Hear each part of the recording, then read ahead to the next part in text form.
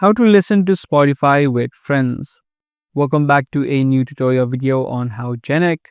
In this video, let me show you the quick steps that you need to take in order to play the same song on different devices.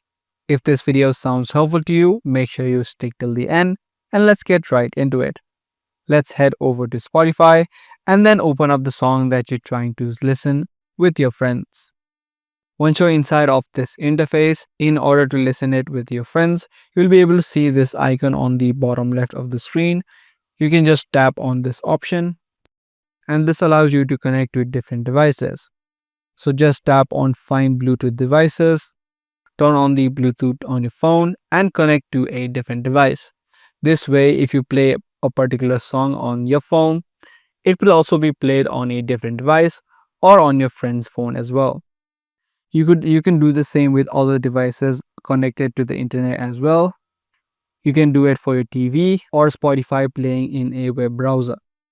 So that's the way that you listen to Spotify with friends. Be sure to give this video a thumbs up and also make sure to subscribe to this channel for more videos just like this.